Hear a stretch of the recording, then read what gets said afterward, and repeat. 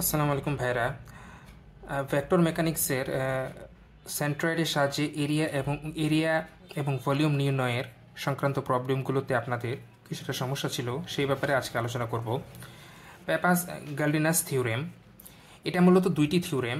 প্রথম থিওরেম মূলত determination of surface area, অর্থাৎ সারফেস এরিয়া রেভলিউশনের মাধ্যমে সারফেস এরিয়া ডিটারমাইন করার একটি সূত্র।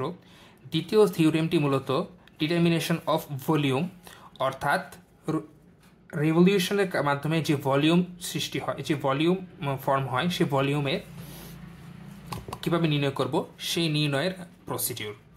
তো প্রথমে আমরা প্রথম থিওরি নিয়ে আলোচনা করি, ডিটারমিনেশন অফ সারফেস এরিয়া। এখানে মূলত বলা হয়েছে যে যখন কোনো অ্যাক্সিসের সাপেক্ষে কোনো লেন্থ রোটেট করবে, তখন এই রোটেশনের কারণে যে এরিয়া জেনারেট হবে সেই এরিয়ার ফর্মুলা হচ্ছে area equals two 2π y/l into y/l। এর অর্থ হচ্ছে যে এই যে লেন্থ, এই লেন্থটাই যে অ্যাক্সিসের সাপেক্ষে রোটেট করবে, সেই অ্যাক্সিসের সাপেক্ষে ওই লেন্থের সেন্ট্রয়েড হচ্ছে y/। এই y/বার আমাদের ডিটারমাইন করতে হবে এবং যে লেন্থটি রোটেট করবে সেই লেন্থের ভ্যালু কত বা সেটা কত হয় সেটা আমাদের বের করতে হবে। তো সেক্ষেত্রে যদি আমরা একটি হাফ সার্কুলার আর্ক কল্পনা করি, অর্থাৎ এসিবি একটি আর্ক যার ভেতর, অর্থাৎ এই ভেতরের অংশটুকু হচ্ছে ফাঁপা, এটি হচ্ছে শুধু একটি হাফ সার্কেল। অর্থাৎ এটি আমরা জানি যে ফুল সার্কেলের একটি সার্কেলের পরিধি হচ্ছে 2πr, তাহলে হাফ সার্কেলের পরিধি হবে πr। তো এক্ষেত্রে a ইকুয়ালস টু 2π, এই ফর্মুলা অনুযায়ী 2π ইন্টু 2r/π, এটা হচ্ছে y/বারের ভ্যালু।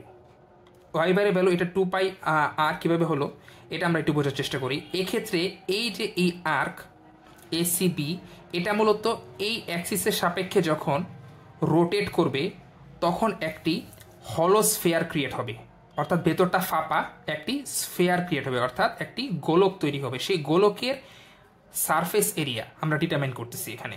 সেই গোলকের সারফেস এরিয়া যখন ডিটারমাইন করছি, তখন সেক্ষেত্রে যে অ্যাক্সিসের সাপেক্ষে এই আর্কটি, অর্থাৎ হাফ সার্কেলটি রোটেট করছে, তার সেন্ট্রয়েড, অর্থাৎ এর সেন্ট্রয়েডের ডিস্টেন্স হচ্ছে 2r/π। এটি একটি ফর্মুলা, এটি আমাদেরকে মুখস্থ রাখতে হবে। 2r/π হচ্ছে এই অ্যাক্সিস, অর্থাৎ যে ডায়ামিটারটা, সে ডায়ামিটার বরাবর যে অ্যাক্সিস, সেই অ্যাক্সিস থেকে এই যে এই ডিস্টেন্সটুক হচ্ছে 2r/π। সো 2π ইন্টু 2r/π, যেটা হচ্ছে সেই সেন্ট্রয়েড, অর্থাৎ এসিবি এর সেন্ট্রয়েডের ডিস্টেন্স 2r/π এবং এই হাফ সার্কেলের। তাহলে এখানে 2π ইন্টু 2r/π ইন্টু πr, এই πr হচ্ছে এই এসিবি হাফ সার্কেলের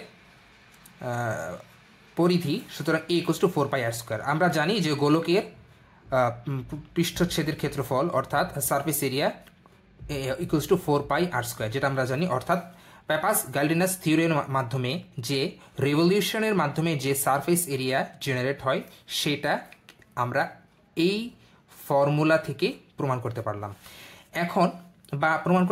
অথবা আমরা এটা থেকে আমরা সেটাকে ভালোভাবে ইন্টারনালাইজ করতে পারলাম। এখন আমরা একটি এক্সাম্পল দেখব যে ফর দিস ডায়াগ্রাম শোন determine the area of surface of revolution. অর্থাৎ এটি হচ্ছে একটি অবজেক্ট, যে অবজেক্টটি মূলত কনিক্যাল শেপের। এই অবজেক্টটির সারফেস এরিয়া আমাদেরকে ডিটারমাইন করতে হবে। তো যখন এই ডায়াগ্রামটি দেওয়া আছে, তখন আমাদেরকে বুঝতে হবে যে কোন আর্ক রেভলিউশনের মাধ্যমে এবং কোন অ্যাক্সিসের সাপেক্ষে রেভলিউশনের মাধ্যমে এই ফুল অবজেক্টটি ফর্ম হয়। সেক্ষেত্রে আমরা যদি দেখি যে যদি এই আর্কটি যদি এই অ্যাক্সিসের সাপেক্ষে রোটেট করে, অর্থাৎ এই অ্যাক্সিসকে কেন্দ্র করে যদি এই 1/4 সার্কুলার পাথ, অর্থাৎ একটি সার্কেলের 1/4 অংশ পেরিমিটার এইটুক যদি রোটেট করে আমরা যদি কল্পনা করি যে এই পয়েন্টটি যদি এই অ্যাক্সিসের সাপেক্ষে রোটেট করে, তার মানে এই রেডিয়াসকে এই পয়েন্টকে কেন্দ্র করে এই রেডিয়াসের সমান ব্যাসার্ধ নিয়ে কিন্তু এই পয়েন্টটি রোটেট করবে। আবার এই পয়েন্টটিকে যদি কনসিডার করি তাহলে এইটুক রেডিয়াস এই পয়েন্টকে কেন্দ্র করে রোটেট করবে। এই রোটেশনের মাধ্যমে, অর্থাৎ এখান থেকে আমরা যদি ক্লিয়ার হই যে এই পয়েন্টটি যখন এভাবে রোটেট করবে তখন এই সার্কেলটি ফর্ম হবে, যখন এই পয়েন্টটি রোটেট করবে তখন এই লোয়ার সার্কেলটি ফর্ম হবে, অর্থাৎ এই টোটাল রোটেশন অর্থাৎ এই আর্কের রোটেশনের মাধ্যমে এই ফুল অবজেক্টটি ফর্ম হবে। সো সেন্টার থেকে এই পয়েন্টের ডিস্টেন্স টুয়াইস আর এবং এই পয়েন্টের ডিস্টেন্স হচ্ছে আর এবং এইটুক হচ্ছে এই আর্কের রেডিয়াস আর। এখন আমাদেরকে এই আর্কের সেন্ট্রয়েড অ্যাক্সিসের থেকে কতটুকু সেটা আমাদের ডিটারমাইন করতে হবে, কারণ আমরা জানি যে area equals to 2 pi into distance of centroids with respect to the arc and with respect to the axis about which it will rotate and the length. So এক্ষেত্রে x এর ভ্যালু আমরা determine করি 2r minus 2r by pi। এটা কিভাবে হলো আমরা এখন দেখব। এখানে এই আর্ক যদি আমরা দেখি যে এই আর্ক অর্থাৎ 1/4 লেন্থ অফ এ সার্কেল, তাহলে এর সেন্ট্রয়েড অর্থাৎ লেন্থের নর্থ সারফেসের এই লেন্থটির সেন্ট্রয়েড এর ডিস্টেন্স এই অ্যাক্সিস থেকে, অর্থাৎ এইটুক ডিস্টেন্স, এইটুক হচ্ছে 2r by পাই। এটা হচ্ছে ফর্মুলা, আমাদেরকে মুখস্থ রাখতে হবে আগের এই ফর্মুলার মতো। অর্থাৎ এখানে কিন্তু মনে রাখতে হবে এই সারফেসটি নয়, এটা হচ্ছে শুধুমাত্র এই 1/4 of the perimeter of A circle.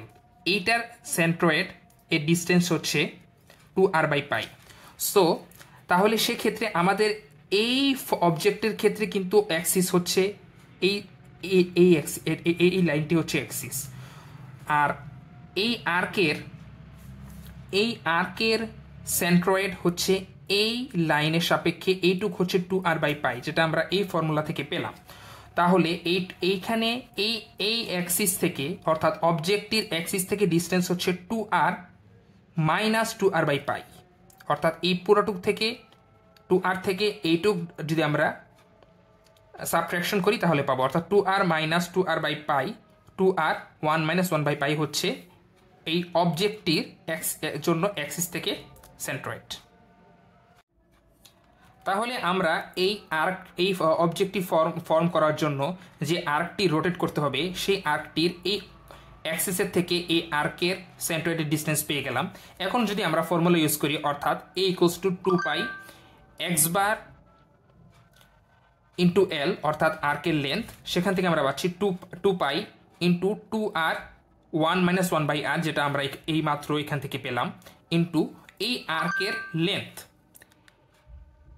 এই আর্কের লেন্থ হচ্ছে পাই r by 2, কারণ আমরা জানি একটি বৃত্তের পরিধি 2 পাই r, তাহলে হাফ সার্কেল অর্থাৎ হাফ বৃত্তের পরিধি পাই r আর 1/4 এর পরিধি পাই r by 2। এখান থেকে যদি আমরা ক্যালকুলেশন করি তাহলে আমরা এরিয়া পাবো equals to 2 pi r square pi minus 1। আশা করি আমরা এই এক্সাম্পলটি বুঝতে সক্ষম হয়েছি।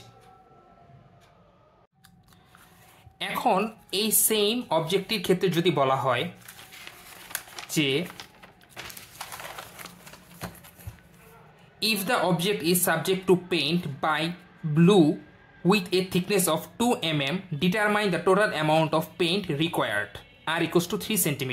অর্থাৎ এই অবজেক্টটি যদি এখন 2 সেন্টিমিটার থিকনেসের ব্লু কোনো পেইন্ট দ্বারা পেইন্টিং করা হয়, সেক্ষেত্রে কতটুকু ভলিউমের পেইন্টের প্রয়োজন পড়বে। তো সেক্ষেত্রে আমাদের খেয়াল করতে হবে, আমরা আগের ফর্মুলা থেকে পেলাম a equals to 2 pi r square pi minus 1 আগের এক্সাম্পল থেকে। তো total amount of paint V equals to 2a into T. T হচ্ছে থিকনেস, এ হচ্ছে এরিয়া। এখন এক্ষেত্রে 2 কেন? 2 কারণ যখন এটিকে পেইন্টিং করা হবে তখন কিন্তু ভেতরে এবং বাইরে উভয় সারফেসেই পেইন্টিং করা হবে। সো বাইরের সারফেস এবং ভেতরের সারফেস এর সারফেস এরিয়া সেম, অর্থাৎ দুইটি সারফেসকে পেইন্টিং করার কারণে এক্ষেত্রে 2 দ্বারা গুণ হবে। সুতরাং আমরা পাচ্ছি 2 ইন্টু 0.2 অর্থাৎ 2 মিলিমিটার, এটাকে সেন্টিমিটার করলে 0.2, আর বাকি হচ্ছে এরিয়া অর্থাৎ 2 পাই 3 square pi minus 1 centimetre cube. এখন আমরা দ্বিতীয় ফর্মুলাটি দেখব। দ্বিতীয় থিওরেমটি হচ্ছে ডিটারমিনেশন অফ ভলিউম, অর্থাৎ এক্ষেত্রে বলা হয়েছে যখন কোনো একটি অ্যাক্সিসের সাপেক্ষে কোনো একটি সারফেসের রেভলিউশনের মাধ্যমে যে ভলিউম ফর্ম হবে জেনারেট হবে সেই ভলিউম কত সেটা ডিটারমাইন করতে হবে। অর্থাৎ আগের ফর্মুলা ছিল যে কোনো একটি লেন্থের রেভলিউশনের কারণে এরিয়া জেনারেট হয়, সেই এরিয়ার সারফেস এরিয়া ডিটারমাইন করা। এই থিওরি হচ্ছে কোনো একটি সারফেসের রেভলিউশনের মাধ্যমে ভলিউম জেনারেট হয়, সেই ভলিউম কিভাবে ডিটারমাইন করতে হয় সেটি হচ্ছে দ্বিতীয় থিওরি। তো আমরা যদি একটি হাফ সার্কুলার সারফেস কনসিডার করি, অর্থাৎ এটি হচ্ছে অ্যাক্সিস, এটি হচ্ছে একটি হাফ সার্কেল, অর্থাৎ এটা হচ্ছে সারফেস, এই পুরোটুক হচ্ছে সারফেস। এই সারফেসটি যখন রোটেট করবে তখন একটি স্ফেয়ার ফর্ম হবে, অর্থাৎ একটি গোলক তৈরি হবে, সেই গোলকের ভলিউম কত। তো সেক্ষেত্রে এই অ্যাক্সিসের ফর্মুলা আগের মতোই, V equals to 2 pi x bar into A. আগের ফর্মুলাতে ছিল area equals to 2 pi x bar into L অর্থাৎ লেন্থ। এক্ষেত্রে ভলিউম হচ্ছে 2 pi into x bar into A অর্থাৎ সারফেস এরিয়া অর্থাৎ এরিয়া। এক্ষেত্রে